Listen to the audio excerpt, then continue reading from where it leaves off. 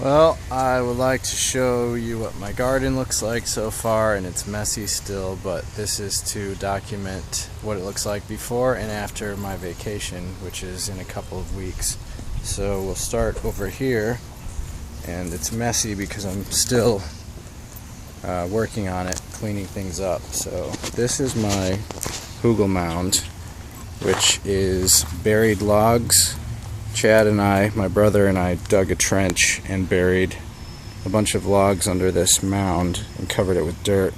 And then we put lettuce and that Fibonacci broccoli. I don't know what that looks like yet, so it may not even grow, but it's planted here somewhere. This is the lettuce here, obviously. Trying to see if we've got any broccoli. There's also a lot of clover and some of the ground cover that was here before I started the garden. It's sneaking back in, but I'm gonna let it grow so the soil doesn't wash away. And then we've got some stepping stones so I don't crush everything. This was going to be my flower garden, like this little strip here that I tilled this, but the weeds got in it, and I basically just threw down a bunch of random wildflower mix and some other flowers. This over here might be a dahlia bulb, or this might be just a weed, I don't know, but I put the dahlia, you can see, it was actually pretty huge. The bulb was about the size of a softball, so I'm hoping this is it coming up here, and maybe it will flower later in the summer. But yeah, this is what I first started, and I kind of gave up on that, but we'll see what grows there. If anything does, then that'll be cool. If not, then whatever. Stepping over this little pile of sticks, we find ourselves in our sheet mulched area. This is my cherry tree here in the center. It's not looking so good, but hopefully over time it will heal itself and the soil will get better, so the plant will get stronger. All around the cherry tree we've got what I found online. It's a guild. I found an example of different plants that would help strengthen the cherry tree and create like a little microclimate or ecosystem. So starting here, we've got jostaberry. Down here is some New Jersey tea, which is a native Missouri plant, but it also grows up in New England, and this was also used for tea back during the Boston Tea Party days and the Revolutionary time period. This is my German base plant, and it's basically just a flower. I bought it because of the name. I don't really know what the benefits are, but hopefully it'll attract some beneficials. This is a gooseberry. This should grow pretty big, so I might have to move these bricks out when it needs more space. This is, I forgot what this was. That's weird. I don't even remember. I've got the tag buried somewhere, but this might be bee balm. I've got two different kinds of bee balm. Yeah, that's I think purple rooster bee balm there, and this is another kind of bee balm. Here's some more New Jersey tea, and we are back to the jostaberry bush. So that's the cherry tree. I don't see any cherries growing on it yet, but with how sick it is, probably won't produce any cherries this season. Maybe next year. This is my grapevine, which I have not planted yet because I want to find something to let it grow up on, like a trellis. I don't have any trellises yet. But there's my baby grapes. I'm happy about that. Over here, this, it looks messy because there's still a lot of leaves, but I've been dumping dirt gradually on top of the ground cover seeds. And I threw down buckwheat, peas and oats, and alfalfa, and I think some clover seed to cover the space, keep the weeds out. Yeah, that's something that I planted. I don't know what that is yet, but Ooh, this might actually be some of the Romanesco fractal broccoli. We'll see as it gets older. We'll find out what it is. And we've got some chocolate mint here, and the leaves on this, you can actually just tear them right off, put them in your mouth and eat them. They taste like the Andes mints that you get at hotels and restaurants after your dinner. We've got some peppermint here. This is a tree called, or flower actually, called a turtle head. I bought it because it looked cool and I thought the butterflies would like it. Incidentally, that's what the bee balm is for over here, to give the butterflies a place to land and get nectar, I guess. I'm looking for milkweed because that is the only plant that the monarch butterfly can lay its eggs in, but they didn't have any when I went to the nursery. They said they might get some more in a couple weeks. Yeah, it hasn't been hot enough yet this season. I'm not sure what this is here. This is curly parsley, and it doesn't seem to be doing so well. Maybe you're supposed to cut off the leaves as it grows and let it grow more. I don't know how often you harvest it, but hopefully that will grow this year. I mean, later in the summer and get bigger. This is my purple sage, which you can't really tell that it's purple anymore, but it looked cool when I first brought it in. I should probably get it in the soil. And I've got some strawberries down here that are probably going to die. You can't even see them. I waited too long to plant those, but I've got more strawberries elsewhere. This is Italian parsley. I forgot what this was. It's, red veined sorrel.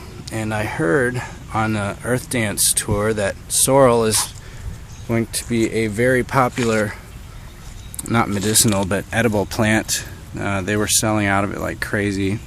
We've got a Baptisia plant here that I need to put in the ground still. That's got to go on the border somewhere. That thing will grow like, I think they said 30 inches in a single season. I've got some Roman chamomile. That's actually looking pretty good. When I first put that in, I thought it was dead, but it's come back pretty nice. My patchouli doesn't seem to be doing so hot. It's gotten a little bit bigger, but needs some loving care. That's patchouli there. This, I don't remember what it was. I have to look for a tag. I wrote it down on my diagram, but, well, that's whatever that is. This is hot and spicy oregano. We've got a red night pepper. Oh, this is probably, yeah, that's apple mint. That's what it was. Another one you can just tear the leaves off and eat. It's kind of fuzzy though, so it does have an apple taste. Here's my peace lily that Chad got for me when he was in town. Here we've got lemon balm. I had some of that with my breakfast this morning. Garden sage. Got a bunch of different sage plants. And then we've got over here, this is my jalapeno, I believe. Yep, jalapeno pepper. And then we've got one tomato plant. This is a big boy tomato.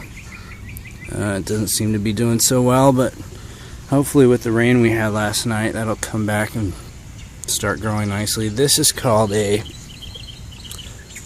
still got, excuse me, lemon balm in my throat. This is a green zebra tomato. I liked the way it looked, so I bought some. When it's ripe, it's green and yellow like zebra stripes. Still nothing going on there.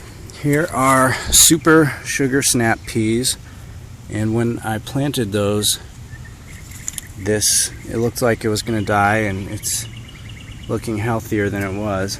This is valerian here.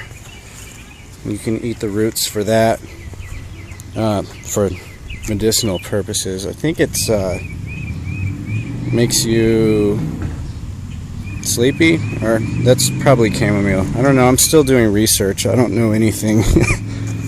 This is all new for me. Here's some more of my strawberries, and those are doing better than those other ones.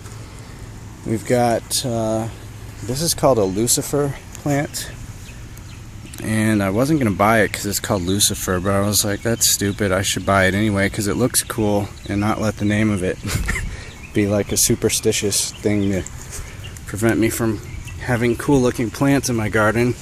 We've got Greek columnar basil, and I guess I'll use that for some spaghetti later on. This is called a turtle head. It's a flower. It just looks cool. I thought the butterflies and bees would like it. I guess the flower sort of looks like a turtle head when it blooms, and that's how it got its name. And that's also a Missouri native plant, so that shouldn't need too much special attention. It should do alright on its own. We've got some French lavender here, and this is my chive plant, and I actually ate some of that a couple of weeks ago at Earth Dance. It tasted nasty, so not everything that's edible tastes good. But over here we've got my corn row, and mixed in with the corn are what they call the four sisters or three sisters. The fourth one is optional, and it's a guild too. The Native Americans knocked over some bricks here. Native Americans used to grow corn, beans, and squash together, and they all do well in the same area. I don't have much space, so I probably overplanted, but I guess this is well, that's either beans or squash. I don't know yet. Here's some corn, some more corn, and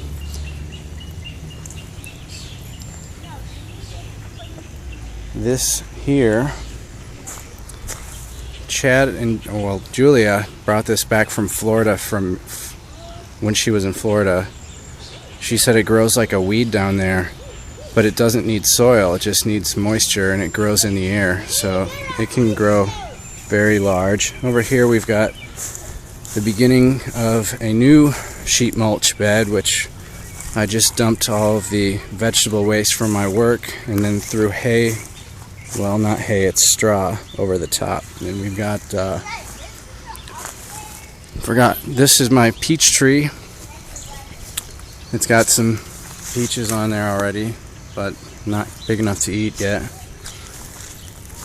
Here is another peach tree. This is a contender, and the other one is the veteran. And this looked like a dead stick when I planted it, so I thought I had killed it by waiting too long, but it's got some new life growing. It'll take a few years before it reaches a decent height, but it was cheaper to buy a short one. Over on the edge of this bed, I planted some lilies, and we've got the first lily. That's cool. I just noticed this. I think this is an Asiatic lily. Trey, there's a police car. That was Lincoln. Yeah, Asiatic, tiny pad high, and I don't know, it looks cool. I actually got it just to have different varieties of lilies. This one here is a Peruvian lily, which I thought that'd be cool. Show my friend Julio, the salsa ambassador. And it's not really doing anything yet, but this here, my third lily, this is the stargazer, and this is actually, I'd say it's my favorite flower, but it's really the only type of flower that I care about. So, over here, I left the tags on, and I probably should have taken them off. This is my golden delicious apple dwarf. No apples yet, obviously. And down the line here, I've got, this is a Brayburn apple. Oops. And this one's a little bit taller. Oh, I can't really rotate it, but that's my Brayburn.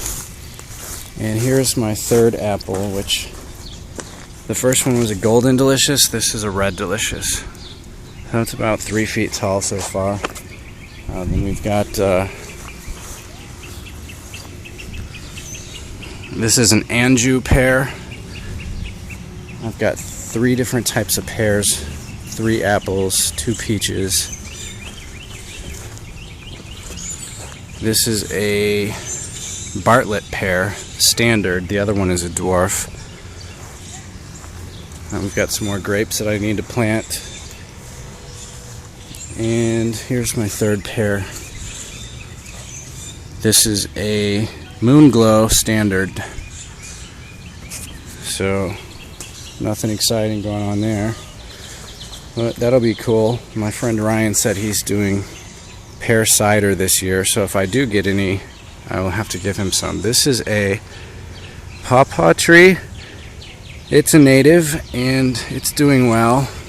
It's pretty tall. It has fruit that I believe tastes like vanilla custard. Over here I've got an elderberry tree, which I need to plant still. Rose bush right next to it. I need to get rid of the grass around this. This is my blueberry plant here. And then over a few feet away, this here, surrounded by all the tall grass, is the beginning of raspberries. I've got some blackberries over there in the corner. You can see how messy this is because I've been just working on it. But that's my garden so far, and hopefully when I get back from my little trip I will have some taller plants and not everything will have died. So this is the before, and we will do an after video in July after I clean up all this stuff and reorganize. So hope you enjoyed my tour. Sorry it was so long. Dang, 17 minutes. Anyways, time to turn this off.